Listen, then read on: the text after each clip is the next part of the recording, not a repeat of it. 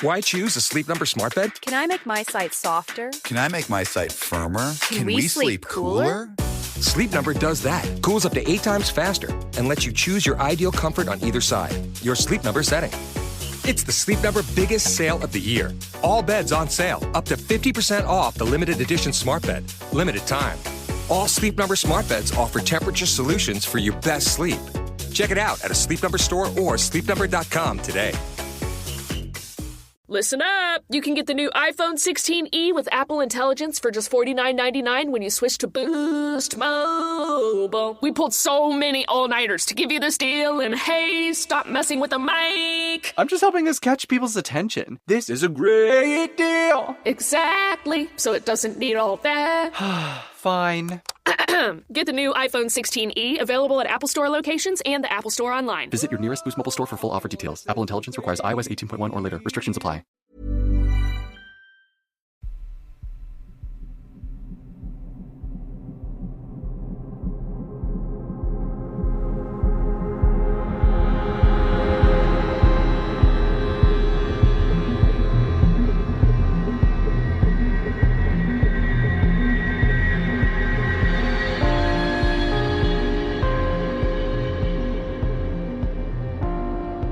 Hello and welcome to this very special bonus episode of Real Life Ghost Stories, where I am joined by the wonderful Rob Kirkup from the How Haunted podcast. How Haunted is a paranormal podcast, and each episode explores one of the most haunted places around the UK, as well as the occasional trip to some of the scariest places on Earth. Speaking to Rob was an absolute delight, and he highlighted some stories to me that I literally have never heard of before, and stories that were absolutely fascinating. He is genuinely a wealth of paranormal insights and stories, and this has been a massive part of his life for years and years and years, and he is also a well-renowned author. I implore you to check out his podcast. Obviously the links to everything will be in the description of this episode, and as always with interview episodes, this was recorded remotely, so please be aware that it may sound slightly different than normal. So this is Rob from How Haunted. It is a fantastic podcast. Please use the links in the description to go and check it out. And I am joined in the virtual studio today by the wonderful Rob from How Haunted. Rob, how are you doing? I am good. Thank you for having us. It's a pleasure to be here.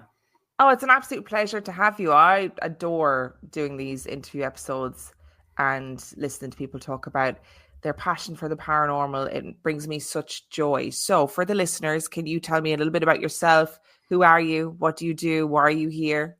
I'd love to. So I'm Rob Kirkup, as you might be able to tell from the accent. Maybe you haven't quite picked up on it yet, but I'm from Newcastle upon Tyne in the northeast of England, and I'm a keen ghost hunter. I'm a published author of a number of books relating to local history here in the northeast and local spooky stuff. Although I have written books about places a little further afield. I've written a book about the ghosts of York and one about Edinburgh. And I'm very excited about the fact I've just signed a contract to write a book about paranormal Whitby. Because Whitby's a place that I'm only an hour and a half away from Whitby, and I love spending time there. If anybody wants to stalk us, that's where I am every Halloween with a couple of my pals. So love that place, looking forward to writing about it. And as you've already mentioned, I was going to say I host the How Haunted podcast, but I think it'll be more accurate to say I am the How Haunted podcast.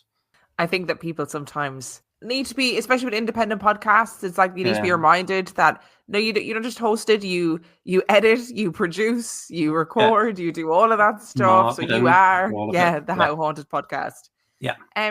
I'm just back, actually. Literally just got off the train yesterday from the lovely town of York. I was there for the weekend on some spooky business, and it's a really amazing place. It was my first time there. It's the first time you've been to York? Yes. Wow. My first ever ghost walk was in York. Oh, I love that. York is a place that I will never tire of visiting.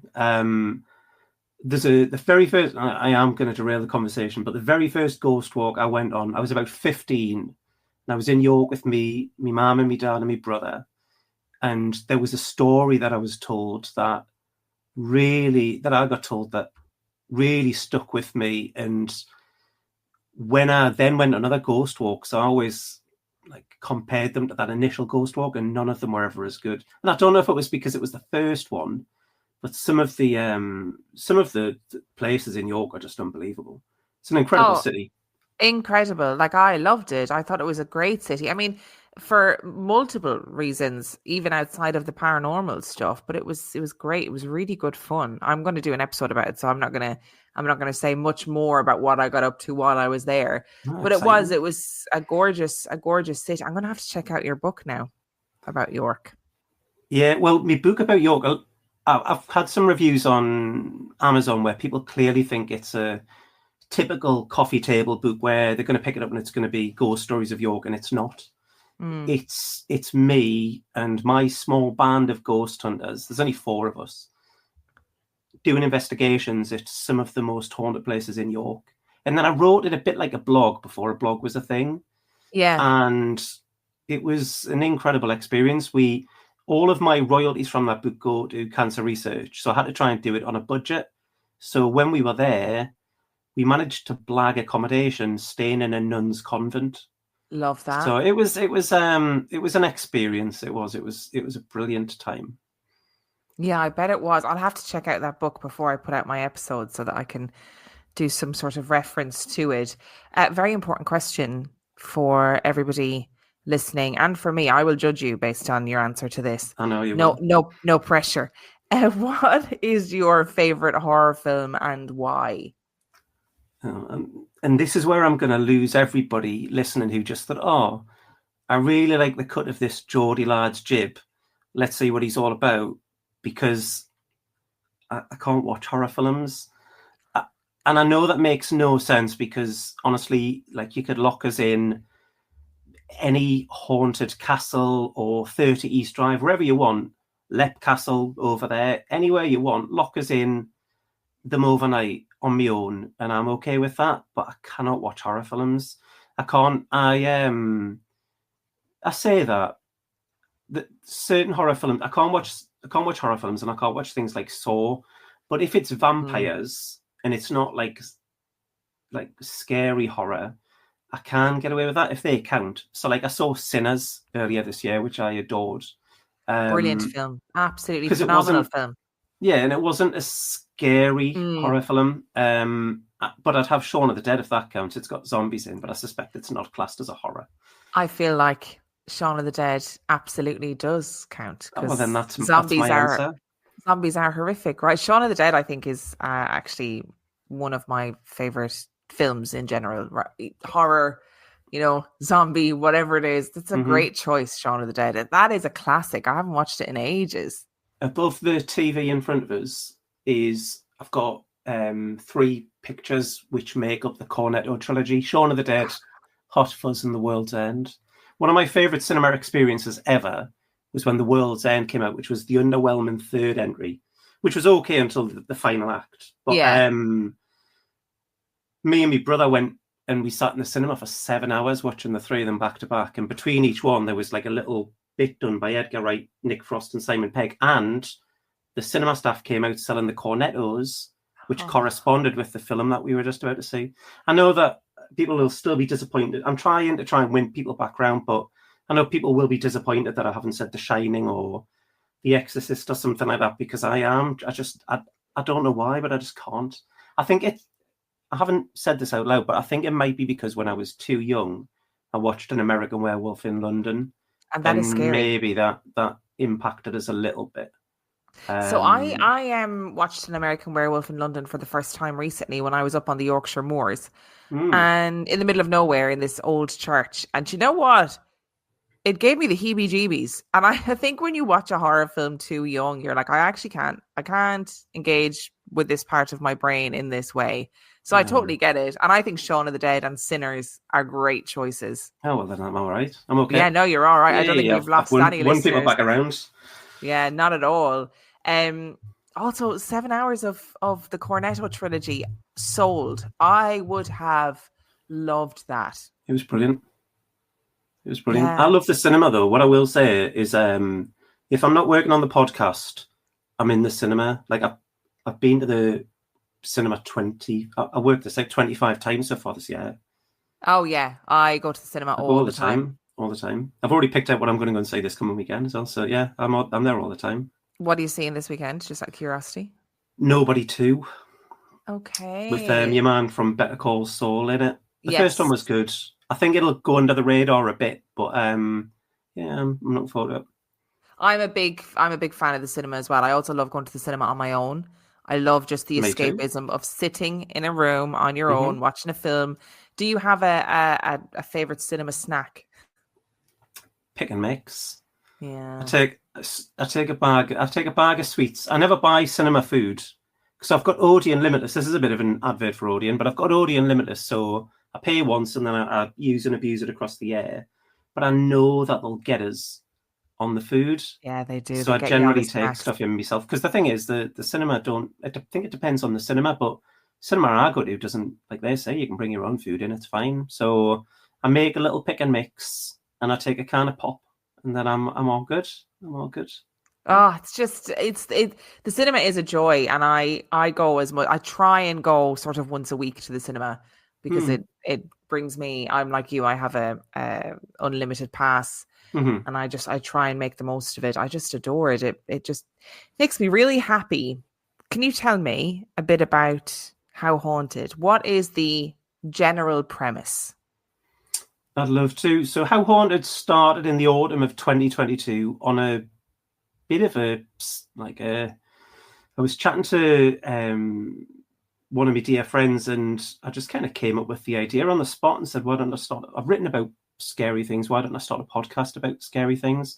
And the premise, which I came upon really early, was that I wanted to try and reflect the stuff that I do in my books in audio form. And what I mean by that is every episode focuses on a location, usually in the UK or Ireland, but very often overseas. Like this year, for example, I did a 3-part Salem special. And I try and go really deep into the history as well as the ghost stories, because I think that it would be easy to skirt over the history and just go straight into the spooky stuff. But I like to try and give the listeners the backstory. So what's the origin of this place, whatever it may be. But not all episodes are like that. The majority are, but not all episodes are like that. I sometimes have guests on, like you've got with me, but, and this is probably the thing I'm most proud of in my entire life, I call them poltergeists, which is always a nice experience, having somebody else on to have a chat. I do on-location episodes, so sometimes I'll go to the place where I'm talking about and record the audio while I'm there. I do themed months. So, for example, October last year was Vampire Month. When the podcast's fortnightly, but it goes weekly in October. So this year, there'll be 5 episodes across those 5 Fridays in October. And this year will be another themed month, which I'm very excited for people to hear. Just to, like, when I talk about going deep into places, the scripts for those 5 episodes come to over 55,000 words, which is longer than that York book that I talked about before, which is already quite a thick book. So very, very detailed. I do, at Christmas time, I do listener ghost stories, a bit like what you do on your show, but I do it once a year because I did receive quite a few stories across the year, and I thought, you know what, I'll collate them all, and I'll do, like, because Christmas time is a good time for telling stories. So I did that the last couple of years, and they've gone down really well. I think there was a story in Christmas 2023 that about a wardrobe that gave more than a few people some sleepless nights, which was never my intention, especially at Christmas time. And my Patreon episodes see me go off and do a ghost hunt somewhere. And I talk about the place. I talk about what's happening, but then I also drop in the audio from the night. So it's like they're there along with us. And them episodes are always really long. Like the August and September Patreon episode will be a 2-parter where me and fellow Geordie podcaster, folklore podcaster Icy Sedgwick went and did a ghost hunt at a theatre in Sunderland. And the audio, those 2 episodes across August and September come to 4.5 hours in total. So it's value for money for £3 a month. But yeah, I mean, I try and mix it up and drop in things that are special as often as I can. But people seem to like it, and I think that's the most important thing. And there's it sounds like there's a real mix of things going on. Do you know what I mean? And I for one, like love a really historical episode. So I love that you do deep dives into the history of a place, because I think it informs the ghost story. It informs your storytelling if you know that, 100 years before this happened there, and the history of the land and the history of the people. I think that makes for much more interesting ghost stories than just dropping in, oh, this really scary thing happened. Yeah. You want to know why. You want to know how those people got there. You want to know who they are and who they are culturally. I think it's really fascinating. I'm going to go off piste for a second, and I apologize. You obviously do paranormal investigations on the podcast, and you have a paranormal investigative team. How did you start doing paranormal investigations? When did that start for you? This is a really random. This is one of those sliding door moments. Let us paint a picture. So back in 2002, I was working at the Inland Revenue doing data entry, and it was a very boring job. And I can say that because I haven't worked there for donkey's years. It was very boring, and you got paid depending on how fast you typed. So people didn't talk to each other, but you could sit and listen to music or whatever you wanted. And there was a radio show on in the northeast of England, which sadly isn't on anymore, called Alan Robson's Night Owls. And Alan Robson, he's still got a YouTube channel, but his show was legend in the northeast. It was the most listened to late night chat show outside of London. And his show was famous for his spooky specials. Like he'd go, like, I'll be honest, some of the stuff that I've talked about like on location episodes are largely inspired by the episodes that I grew up listening, like the radio show that I grew up listening that Alan did. And this year, 2002, so it was a late night show and I worked during the day. So what I used to do was tape the show onto cassette, listen to it during the day. And in 2002, Alan said, this Halloween, I'm not going to go out anywhere. I'm going to be in the studio getting you guys on the phone. But what I want some people who want to be my on-the-spot ghost hunters to write in, tell me why I should pick you, and I'm going to set you a challenge. You'll be sent somewhere. You put together a team, you'll be sent somewhere, and at Halloween, you'll be out doing a ghost hunt while the show's on air. And if you see anything, hear anything, feel anything, you'll ring the hotline and you'll tell us what happened. So I thought, I'd always been interested in the paranormal since I was very young. And I thought, that sounds incredible. But at that point in time, 2002, it wasn't as easy to do a ghost hunt as it is now. Like the event companies and all of these things didn't exist. That make it so readily accessible for somebody to get into paranormal investigating right now. So I wrote a letter to Alan thinking, oh, this is going to be brilliant. I just graduated from university. I thought I'll get a few of my pals together. We'll go and do a ghost hunt. But a couple of days later, he said on the show, I've had over 5,000 letters and I'm going to pick 10. And I thought, oh, well, no chance, none whatsoever. I got home from work a few days later and there was a letter waiting for us. And when I looked, it had the Metro Radio postmark on it. I thought, it cannot be. Surely it can't be.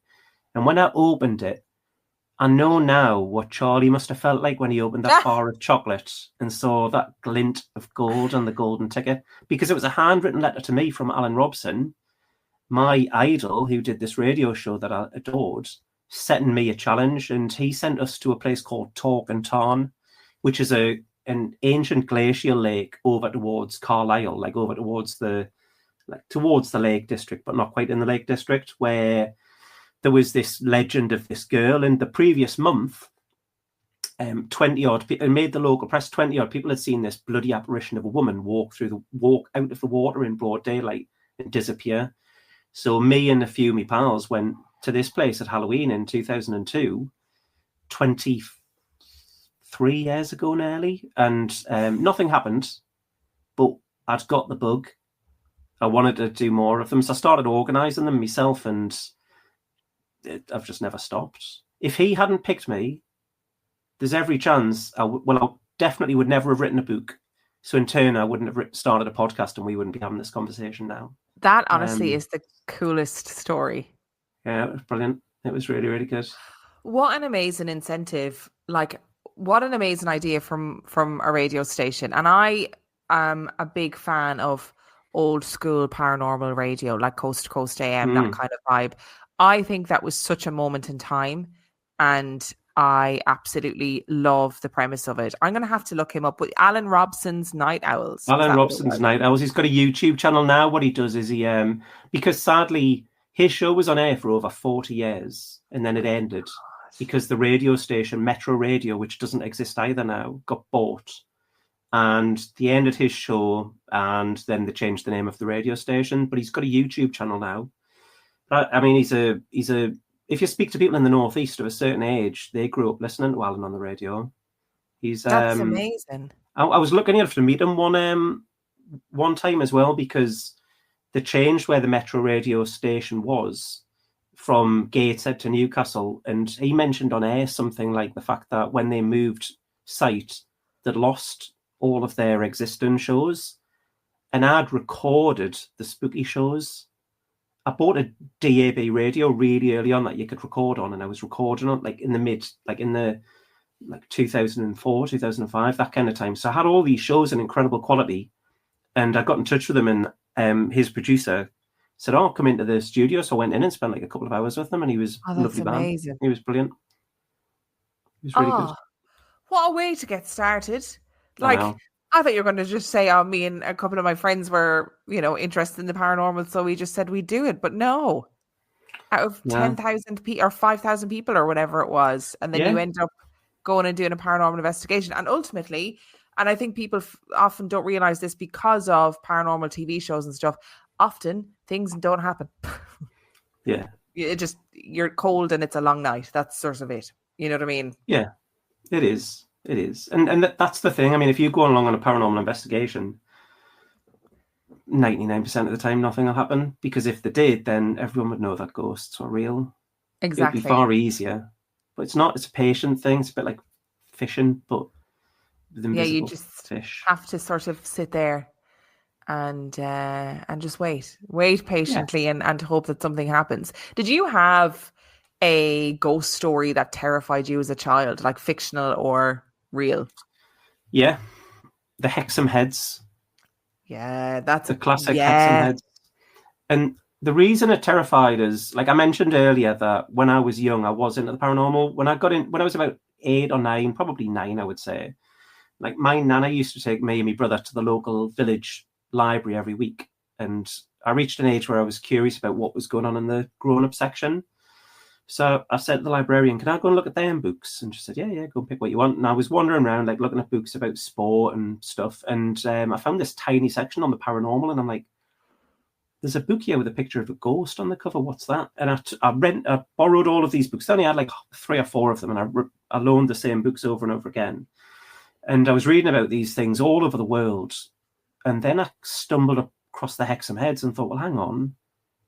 I didn't think this kind of thing was happening as close to where I live as that. Because Hexam's, it's about 45 minutes away from where I am. And I'd been to Hexam. My dad used to take me and my brother to Hexam every year because there was a great big conker tree in a farmer's field that he knew about. So we went conker picking when we were children there. So I knew Hexam. And when I was reading this story, I thought, oh my God, this is absolutely horrifying. And I mean, I can sum it up in a paragraph for anybody who isn't familiar with it, but it is a very famous story. I don't know, do you want us to? Oh, go for it. Yes, please. Picture? So it's in Hexam in Northumberland. It's 3 Reed Avenue. I was there a couple of years ago when I was writing a book about Northumberland. I went and had a walk along the street, just a normal street in an estate. 3 Reed Avenue. In 1971, 2 young boys who their family had just moved in. They were doing some weeding in the garden and came across 2 small stone tennis ball shaped things, which they noticed had faces on. This sparked a bizarre chain of alleged paranormal events. So the Robson family, who was the family who were in the house, started saying that weird things were happening in their house, like objects were moving on their own, and they saw eerie figures. And their neighbours then started saying that there was a half man, half goat creature in their house. So this made the news, and they were eventually, like they went to a few different places, but they were eventually taken away by a Celtic expert, because it was believed the stone heads were Celtic in origin. A lady called Dr. Anne Ross, who was a professor at a university, and she took them away and had the same thing happen. She said there was a werewolf type creature in her house while the stone heads were there. There was a guy came out called Desmond Craigie who said that he lived in that house previously and he'd made them in the 1950s. He made some heads saying this is what they were, but when they were compared, they weren't what the Hexham heads were. And the mysterious thing is, this was a massive story. It was all over the news. I mean, it predates me. I wasn't around in 1971, but this was a huge story. It made the news. It was all over the TV. It was in the newspapers. And then the heads just disappeared and nobody knows where they are.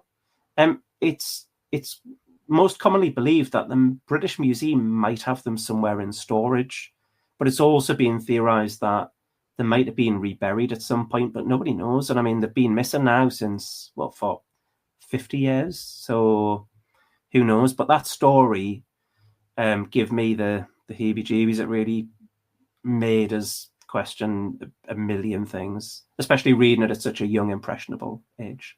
It is a terrifying story because I also remember reading that story when I was young.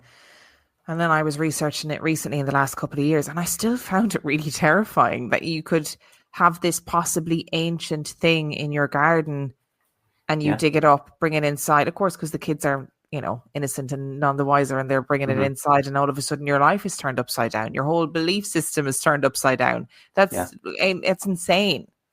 I know. When I was in that street, this was a couple of years ago because I was writing a book. I can't remember what book it was, but I was writing a book about Northumberland. And I was really tempted to go and knock on the door and just ask the people who live in the house now if they're aware that the house that they were in sparked this story, but I didn't. I chickened out. I know, I would chicken out as well. I don't think I'd be brave enough to do it, even though I'd be desperate to know. Yeah, I'd be really like, curious. oh no, I don't know if I can go and knock on your door. Have you got on the same topic as ghost stories? I mean, the Hexham's pretty local to you, so this might cover it. But have you got a favourite legend or ghost story about your local town?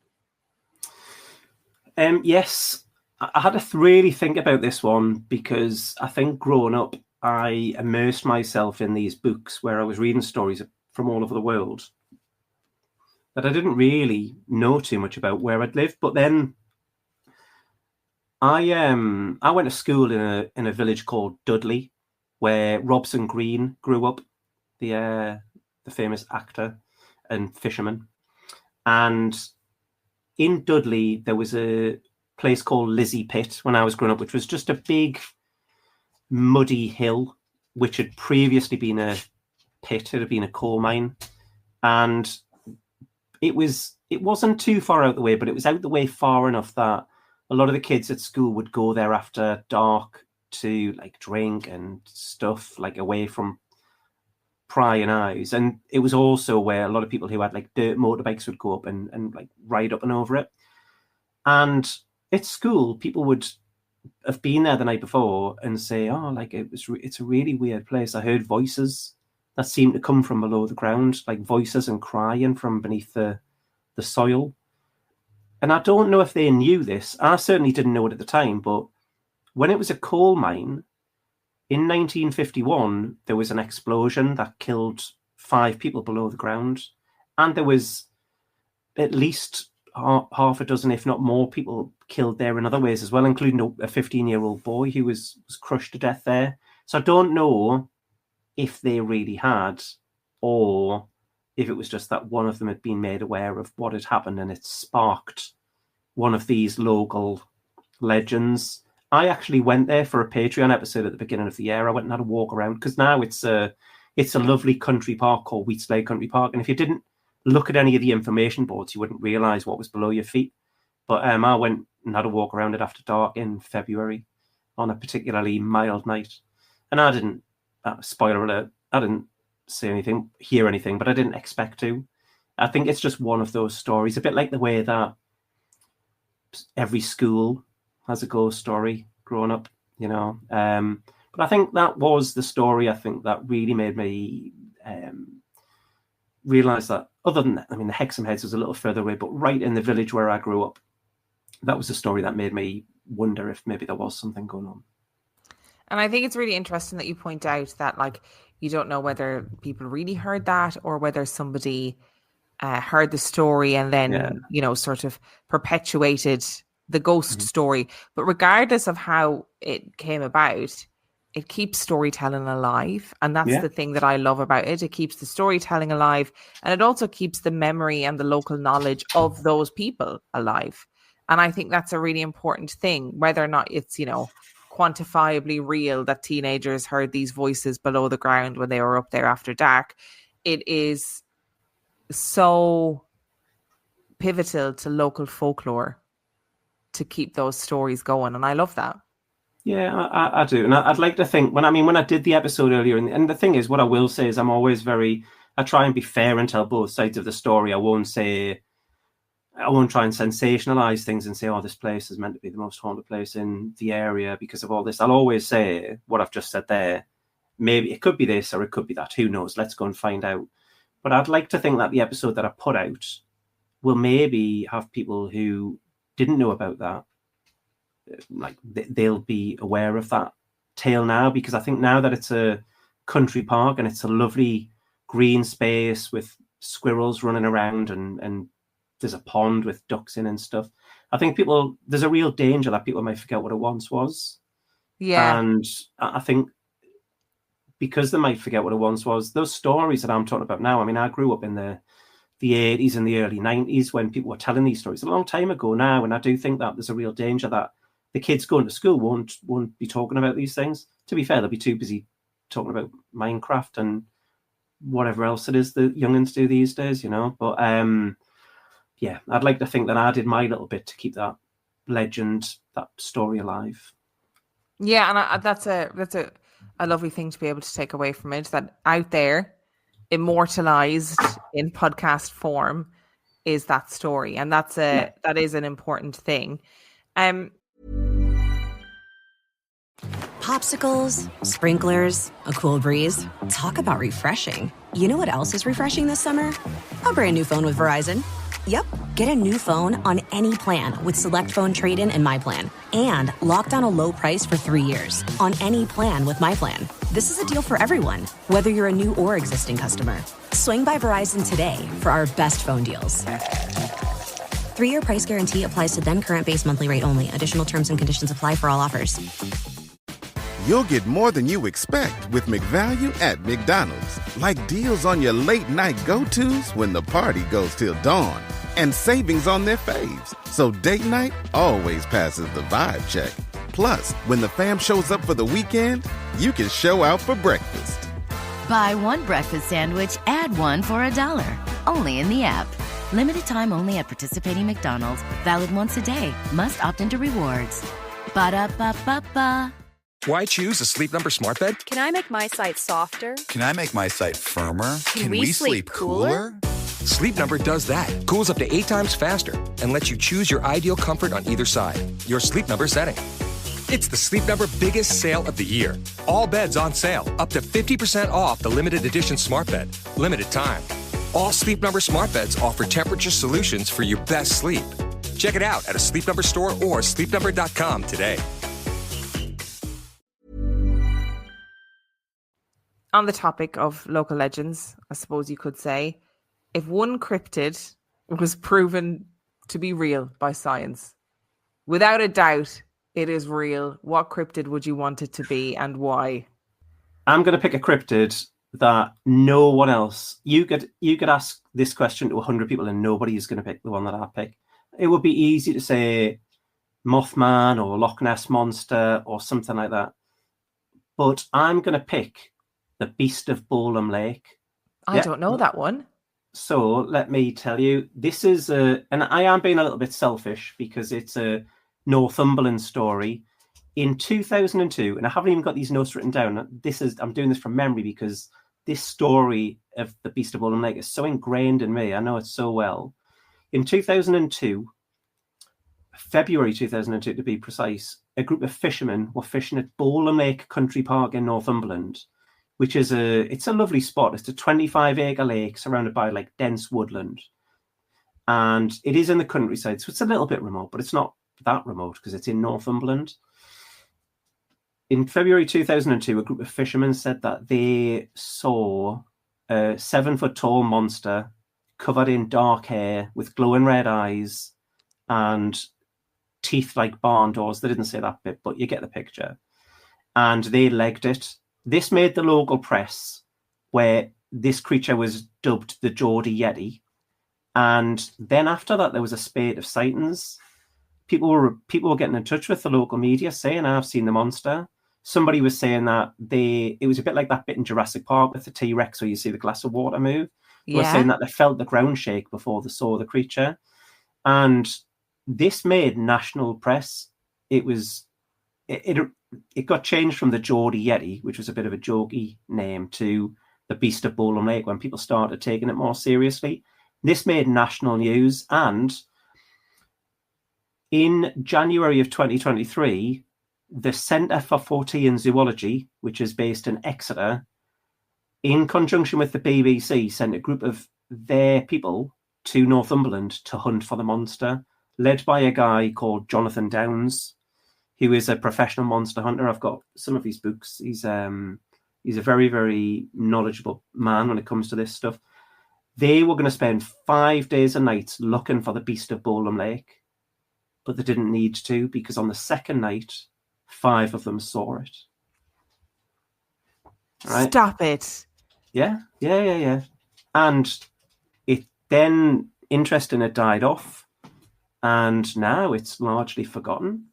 I think if you go and look on YouTube or you Google, I don't actually go and listen to my podcast episode on it, but I think if you Google the Beast of Bowlam Lake, there's still quite a lot of stuff out there, but not very much of it's recent. And I have seen people post stuff on Instagram about the Beast of Bowlam Lake, and I do worry that there's a danger that the story might mutate into something that it isn't, because I have seen some reports of it where it's not described how it was described at the time, but it wasn't an ancient legend or anything like that. It's not something that's been passed down through generations. This was a moment in time where for less than a year, a monster in a country park in Northumberland captured the media's attention for a bit. I have never heard that story. Yeah, it's I've been to the park a number of times. It's about half an hour away from where I live. It's not that, well, maybe a little bit longer. It's not that far though. It's a beautiful park, but there's no way that a beast could be hiding in it. You know. So what do you think happened? Do you have an opinion about what happened? I don't. Jonathan Downes does. He wrote an autobiography which came out, I think, in 2004. I've got it. It's called Monster Hunter. And in there, he talks about the Beast of Bowlam Lake. And what he suggests is, he says the red eyes are a giveaway. And what we are looking at isn't some kind of physical flesh and blood creature. It's something else, something paranormal, maybe something from another dimension. Wow. I'd have to go along with something like that, because what's the alternative? If this was a real creature, it would still be there. Or if sadly it was a one-off and where would it have even came from? I don't know. If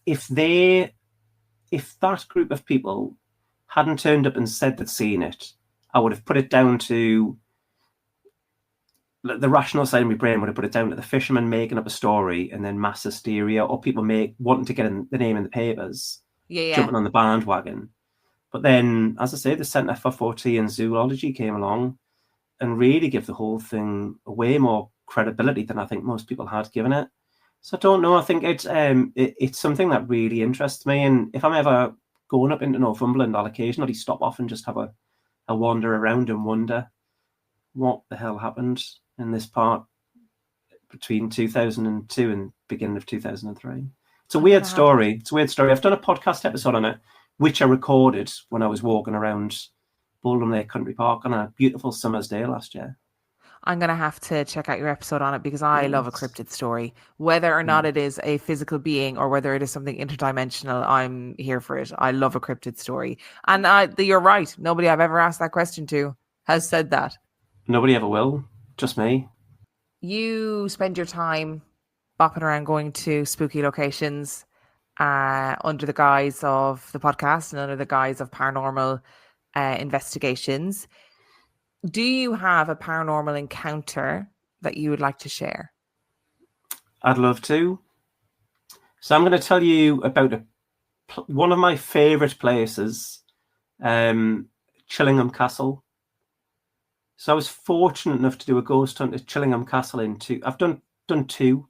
And the first one I did was in 2005, so 20 years ago now. And I was very excited about it because I mentioned that radio show earlier on, Alan Robson's Night Owls. He captured my imagination when he walked around that place after dark and told all of those stories. So being there after dark myself, and I organised it. It wasn't an organised hunt by somebody else. It was me. And it was me, my brother, and a few close friends. And I got us in there, and it was a December night in 2005. And when we got there, there was one member of staff on duty, a guy called Bob. He was putting up a Christmas tree. And the first thing he said when we walked in is he said, "Oh, I talked to them, you know." And I'm like, "Sorry, what?" He said, "Oh, the ghosts." He said, I talked to them. I'm like, "Ah, oh, right, okay, Bob." He said, "If you want me to make anything happen, just give us a shout and I'll come and do stuff." And I'm like, "Ah, oh, right, okay." And I think it was around the time that like Derek Acora was getting a bit of bad press, so psychics were being like, and I hadn't really encountered any psychics until that point, or people who claimed that they could talk to the dead. But I was very skeptical, understandably, of somebody who I'd known for 30 seconds telling me that they wanted to kind of be part of our ghost hunt and speak to the ghosts for us. So I said, "Oh, okay, Bob, we'll give you a shout if we need you." And then we carried on. But it got to about 2:00 in the morning. We'd been there for about 4 hours, and quite literally nothing had happened. So I said, "Right, okay." I said to the other guys, I said, "Let's get Bob." So I went and found Bob, and I'm like, "Bob, can you make some ghosts come out for us, please?" And he said, "Oh, I'd love to." So he became part of our group. And he was in his element. He was going around and he was doing the Derek Acora thing, and he was saying, like, "Oh, there's a ghost just came into the room." And I'm like, "Well, can you ask them to make something happen?" And he's like, "Oh, they're fading away. And I'm like, "Oh, typical." And it got to about 4:00 in the morning, and we got to the chapel, which was the last room that we investigated that night. And I was conscious of the fact I had to drive everybody home, and it was really late. And it was like we were all really tired. And I was just about to say, "Thanks, Bob. This has been wonderful." Then he spoke. And even though this was 20 years ago, I can remember it like it was yesterday. He said, we were in the chapel, we're all sitting in the pews, and Bob was at the front. And he said, "There's a ghost of a young boy just came into the room. He's called Eric, and he's 13 or 14 years old." And the tragic thing about Eric is that he's wandering the castle looking for his parents, and he doesn't know that they're dead and they were killed here.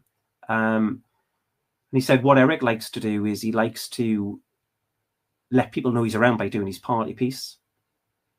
And this isn't the case. I was at Chillingham Castle fairly recently, and this is no longer the case. But what used to be in the chapel, between the chapel and the balcony, which overlooks the coffee room, there was a doorway, but there was no door in it. Instead, there was a really thick, heavy curtain, floor to ceiling thing. And it was hanging completely still. But he said what Eric likes to do is move the curtain to let people know he's around. And no sooner had Bob finished talking than this curtain started moving into the room, almost as if there was two hands behind it. And it got to a point where it was no longer touching the floor. It had came into the room on an angle where you could see behind the curtain, and it was hanging still, but not flat. And I could see behind the curtain there was nobody there. And then it slowly went level again. And then it did the same thing again, as if there was somebody behind it pushing it into the room. And then it slowly went back level, and then it did nothing else at all. And I was looking at the rest of our the team, for want of a better word, and every single person had seen this. It wasn't just our imagination, because it's easy to pass things off as your imagination. If I was there on my own, I would have said I'd been in a castle which is supposed to be one of the most haunted in Britain, looking for ghosts, and something spooky happens. But every single person saw it, and that there's so many layers to that in terms of how it impacted me, because first of all, I couldn't explain it. I still can't to this day. And I think about it, I go to Chillingham quite a lot because I'm lucky enough to be 45-minute, 50-minute drive away from it. So it's not that far. And I can't explain it. I don't know what happened. But also, I don't know how Bob knew it was going to happen. I'd unfairly written him off as soon as I met him as being somebody who couldn't talk to ghosts, for want of a better phrase. But he told me what was going to happen, and then it happened. Does that mean that he really could communicate with spirit, and everything else he told me in the castle that was happening, but just because I haven't got the gift, or I'm not in tune in the way that he is, I couldn't see what he was seeing or experience what he was experiencing. That, like, I really struggled to sleep for weeks afterwards, not because I found it scary, but just because I couldn't explain it, and I could not get my head around so many aspects of it. I mean, I've had a couple of other things happen of note, but that's the thing that I'll always go to because I cannot explain it at all. So the other people that were in the room at the time, were there any like die-hard skeptics in the room that had their minds changed that night? Yeah. My brother and our friend Ryan were both come along saying, "Well, come along because it'd be cool to wander around the castle in the dark." Yeah, absolutely. And it wasn't that expensive back then, but I said to them, "Okay, well, look, what was that?" And they were like, "I do not know." And in my head, I tried to pass it off, thinking, right, okay, could it maybe that there's some kind of contraption in the curtain where he presses a button on a gadget and it makes the curtain move, because that wouldn't be too difficult to rig up. But at the same time, the castle wouldn't want to risk they've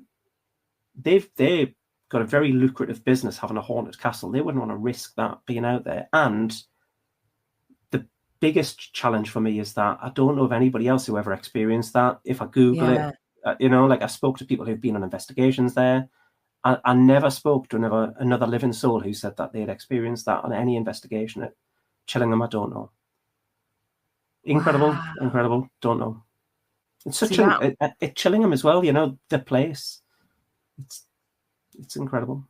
I've never been. I've read a lot about Chillingham, but I've never actually been. It's really good. That sounds amazing. And you're right. I sort of didn't think about the fact that, you know, he says this is going to happen. It happens. And then you go, hang on a second. Was everything that he said before that real? As in, he was really seeing these spirits coming in and fading away. And like that must have been, I totally see why you were awake for weeks afterwards, because that would be an absolute mind-blowing experience, really. Yeah, it was. And I know people now through doing the podcast who say that they have the gift. They're a medium or a psychic or whatever name they want to attribute to it. And I'll always say to them, unless you do something or you tell me something, give me some reason to believe, then I'm always going to come at it from a skeptical point of view, because that's just my natural stance. But Bob that night, good old Bob, blew my mind. Yeah. Don't understand it. Do you have a favorite episode of How Haunted to date? Like, so if you were to say to somebody, I've got this podcast, here is the episode that I think will get you hooked. What is that episode? I really struggled with this because I've done so many. So I've got a few honourable mentions that I'll brush over and then I'll give you the answer. So my first episode I ever did, I'm really proud of, which was all about the Mackenzie poltergeist of Greyfriars Kirkyard in Edinburgh. Great episode. I love Edinburgh, and I love Mary. I love the story of the Mackenzie poltergeist. And on a similar track, I did an episode about Mary King's Close, which was a Patreon episode, which was about an investigation I did there with audio from the night, and it was an incredibly entertaining paranormal investigation.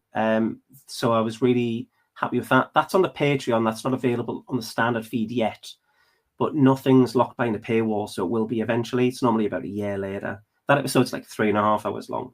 I did an episode where I bought a haunted doll and spent 2 nights in a hotel with it, which was fairly popular. That's out there for everybody to listen to. That was a Patreon bonus episode, but it's out there on the standard feed now. But my episode I would pick is a two-parter. It's it was just too long to do in one episode, so it's a two-parter, and it's fairly early on. And it's an interview I did with a lady called Suzanne Gill. So there's a pub in the northeast of England in a place called Bolton called the Wheat Chief. And in 2004, the Wheat Chief was voted the most haunted pub in the UK because of an incident that occurred there, which lent itself to a documentary that made itself onto the Discovery Channel and was watched by 20 million people in America alone.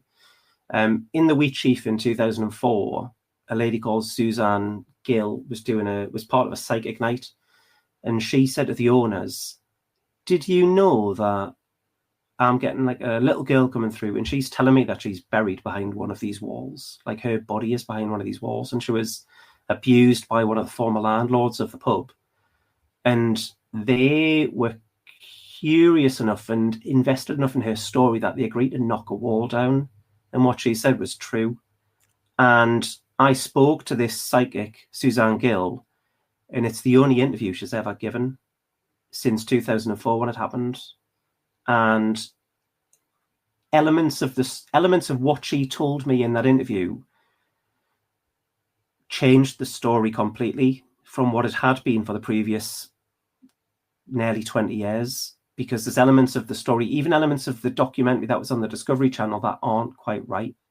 The location of where the body was found, for example, for years it was said that it was in the cellar, to the point where I did a paranormal investigation there in about 2015, and the cellar was the focal point because that's where everybody thought it had happened, but it wasn't. It was in an upstairs room. But there's loads of stuff she talked about that was just not out there beforehand. There was a guy who was a drinker at the pub who was pushed over a balcony, like pushed over a staircase, and ended up in a coma. And there was all sorts of wild stuff she talked about that just wasn't out there before I was fortunate enough to talk to her. I've gone back recently and tidied up the episode the two episodes, because they were really early when I was still finding my way in terms of editing and how I wanted the structure of the podcast to be. But I've gone back and tidied up quite a lot of those early episodes recently to make sure that if people find the podcast and go to episode 1, I wanted to make sure that it reflects what they're going to hear when they hear episode 113, which is my most recent one. But episodes, I think it's episodes, I can't remember what numbers they are, but they're very early on. But it's the Wheat Chief pub two-parter, chatting to Suzanne Gill, who was a delight.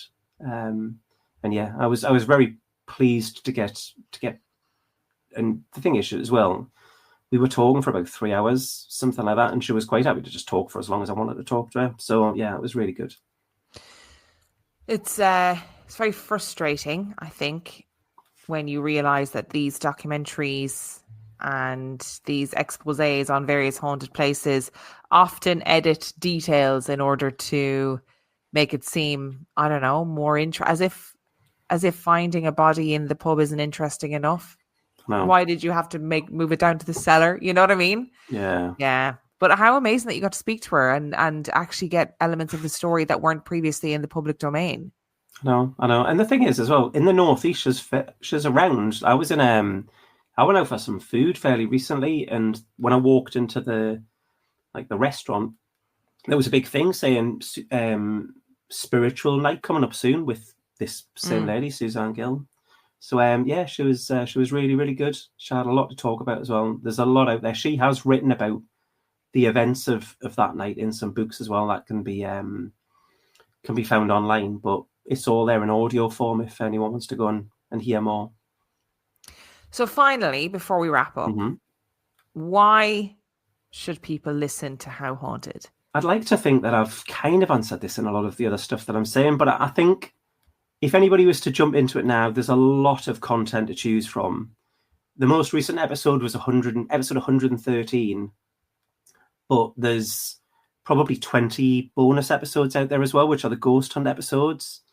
And I really do think I put my heart and soul into every episode that I put out there. It's not like I'll ever put an episode out which I think I'm going to rush one out, to the point where we're recording this now and I'm in shorts and t-shirt and I'm currently editing my Halloween episode.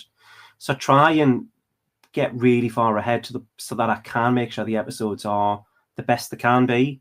If I'm not working, like if I'm not in my full-time job, I'm generally doing the podcast.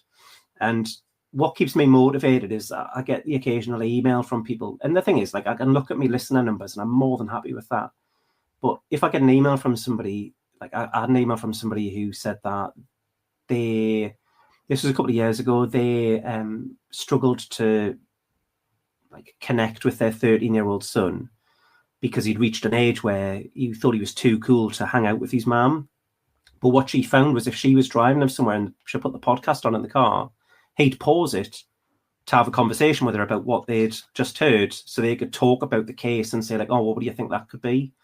And she bonded, like, found a common ground, like, found a common interest with her son again over that. And, like, somebody else got in touch to say they listen with their 9-year-old daughter, and she'd started a ghost club at school. And even just in the last week, I got an email from somebody who said that they've been through a pretty tough time over the last few years, and they just wanted to thank us for doing the podcast because they've found that listening to it's given them comfort when they've been going through a bit of a rough patch. So those things to me, every time I sit down and think, I'm going to put this episode together, they're the things that I think of that really make sure that when I do it, when I put an episode together, I make it the best it can be, no matter how long it takes. And that's why I try and do special things across the year, to try and mix it up and put things out there as, I don't want to say treats, but I can't think of a better word to do it. Just things out there that people might come across when the episodes are released every other Friday and think, oh, well, look, this episode's an hour long and it's about this thing or that thing. Yeah. I mean, I go into every episode, and a bit like I talked about before about that radio show, that's how I want people to feel when they listen to the podcast, the way I felt listening to those radio shows back in the late 90s, early 2000s. I go into each and every episode wanting to take the listener along with me on a terrifying adventure into God only knows what. Yeah. You know, and especially with the dark nights not being too far away, then Halloween will be coming. You can't have too much spooky content. And trust me, what I've got lined up for October isn't to be missed. Every episode's going to be way longer than a normal episode. Most episodes are going to be over an hour in length. It's going to be weekly, and yeah, they're going to be special. I've even got a limited edition. Like I recently, a merch company recently got in touch with us and said, "Oh, can we do your merch?" And I've been chatting to them, and their art team have outdone themselves with the new design that's going to be coming to tie in with the themed month that I'm doing for October. I'm not necessarily going to give away what it is because I haven't broke cover yet, but what I will say is if you are a fan of cryptids, then How Haunted in October is where you want to be. Do you know what? That's all I need to know, because I'm there. I'm ready. I'm game. Yeah. So where can people find How Haunted? Anywhere you get podcasts, Spotify, Apple Music. I would say the name of the smart speaker thing I've got in this room, but I won't because it'll beep and then tell us it doesn't know what I'm talking about. But you know what I mean. You can say play How Haunted and it'll play the latest episode. Anywhere, if anyone wants to go and have a look, the website is how-haunted.com, and I'm on Twitter. I still haven't gotten around to calling it X, Twitter, Blue Sky, and Instagram at How Haunted Pod. So I'm easy enough to find, and there's usually stuff on there indicating what's coming in the near future. Oh, amazing. Rob, thank you so much. It has been an absolute joy to speak to you today. And if you are listening to this, please do go and check out How Haunted. It makes a massive difference for independent podcasts. If you just go and check it out, and if you enjoy it, tell your friends. Rob, it's been a pleasure. Thank you so much. No, thank you. The pleasure's all mine. Popsicles, sprinklers, a cool breeze. Talk about refreshing. You know what else is refreshing this summer? A brand new phone with Verizon. Yep, get a new phone on any plan with Select Phone Trade-in and My Plan. And lock down a low price for 3 years on any plan with My Plan. This is a deal for everyone, whether you're a new or existing customer. Swing by Verizon today for our best phone deals. 3-year price guarantee applies to then current base monthly rate only. Additional terms and conditions apply for all offers.